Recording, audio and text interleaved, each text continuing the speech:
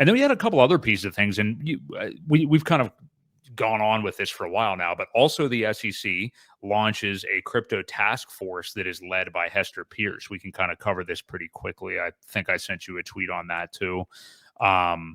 I think maybe I didn't. I don't know. I may not have. I don't know. We could just kind of group this in with what we're talking about. But yeah, Hester Pierce. I mean, she's long been, people call her crypto mom. She's long been, the person within the SEC that actually seemed like a reasonable person, even under Gary Gensler running that ship.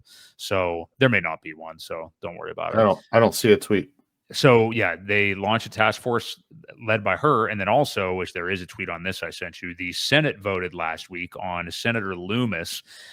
And she tweeted out something early in the morning like, hey, major decision regarding cryptocurrency coming this afternoon, or somebody did. And everybody's like, holy shit, what is this going to be? And then it was just that Senator Loomis is the head of the Digital Asset Committee, which wasn't as big a piece of news as people thought. But that's one branch of the executive order that we just looked at from Trump that is going to be all meeting together. It sounded like this branch as well as the SEC and everything that David Sachs is leading up. He's the AI and crypto czar. So is that the this is the post from Loomis. Yeah, basically, well, she says it right there: eradicate Operation Choke Point 2.0. There you go. Make America the Bitcoin and digital asset capital of the world. Pass legislation promoting responsible innovation and consumer protection. Yeah. Yeah, I mean, basically the same stuff. It's just that Trump and everybody, they're kind of appointing people into these other groups. And just the fact that we have this many groups dedicated to furthering cryptocurrency within the U.S., keeping innovation here, stop, actively trying to fight it because you're just a corrupt person that wants your own dollar bill to continue to go up in value, like Elizabeth Warren, who I don't know if you saw was doing her little voice crackling grandma, really, I'm a nice old grandma act to RFK today. Yeah, I saw it. Oh, man. She's the most insufferable person in our government. Now that we don't see Kamala, we'll never see Kamala again. So, yeah. Well, it's just, I find it very ironic when, her line of questioning was, will you promise that you will never make money from while you're in office and 4 years after from suing any of these drug companies or whatever? And I was so hoping that he would say, Senator, how much money do you make from these drug companies while you're a senator?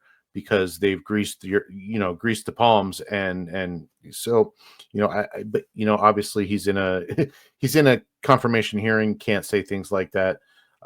Would probably not fare so well for the result. But I wanted him to get down that road because we know how crooked she is and how much money she takes. Look at her net worth. Look at her investments. Almost as bad as the other one. Pelosi. Yeah. These old ladies, they know how to get around with their cash. So yeah, but that was her today. A couple other things we can touch on just real quick, and then get to some more meaty stuff here before we finish out the show. Some big news that some of this is a little bit misrepresented. But one thing, Ross Ulbricht gets out of prison obviously last week, gets pardoned by Trump. I mean, just a huge thing, and honestly, I'm astonished that Trump went to the lengths to do that. I mean, I don't know how difficult of a thing that is to do. It's probably not. But I just mean future presidents usually give you this pie in the sky shit, all these things they're going to do, and none of it ever really comes true. I can't believe that something as quote unquote little out of all the things that he has to deal with right away as pardoning Ross Ulbricht would make his list and get done on day 2, but it did. And Ross got out of prison after, and obviously, if you guys are new to this or don't know the saga, he basically ran the website Silk Road back in the day.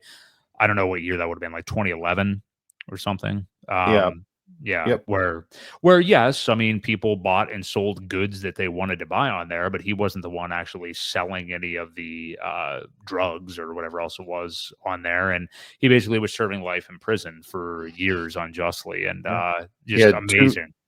2 life terms plus 40 years was his sentence for creating a website. This goes back to the same thing with here. Let's pull this one up too with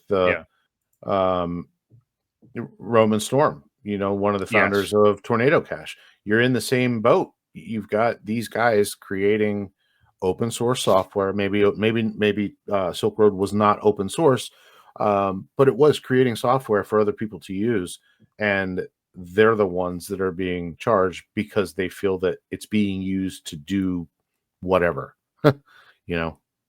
Yeah. Yeah. Yeah, and he actually clarifies this here. So the Tornado Cash thing is obviously like a mixer, and with the SEC and actually I think it was the DOJ that cracked down on him last year. I mean, that was one that was concerning if they're coming after like mixers and things like that. And Roman Storm did just kind of elaborate on this a bit. So he's the one that actually heads up Tornado Cash. He said, I'm being prosecuted for writing open source code that enables private crypto transactions in a completely non-custodial manner. This prosecution represents a terrifying criminalization of privacy. The charges against me threaten to criminalize software development itself. If successful, the implications could extend far beyond the crypto industry, impacting every software developer. I face up to 45 years in prison on charges including operating an unlicensed money transmitting business, conspiracy to commit money laundering, and sanctions evasion. This case has already had a chilling effect. Yeah. Recently, a developer filed a lawsuit against the DOJ seeking relief because the case has made them fearful of releasing new software. That's the terrible thing, is the chilling effect that he's describing. Yeah. I don't want to go on to read the rest of it because we have so much to cover. But sure. That I'm glad that he came out and clarified that, though, because some news came out that some of that policy was being turned around in a Texas court and stuff. But he's still in the position that he's in and hurting, So yeah. Well, I find this interesting where the Fifth Circuit Court has already ruled the Tornado Cash sanctions were unlawful. However, the DOJ has dismissed this ruling as irrelevant. Like, how do they make it irrelevant? Well, it's a court ruling, right? I mean, so anyway, his trial's on April 14th of this year. Yeah.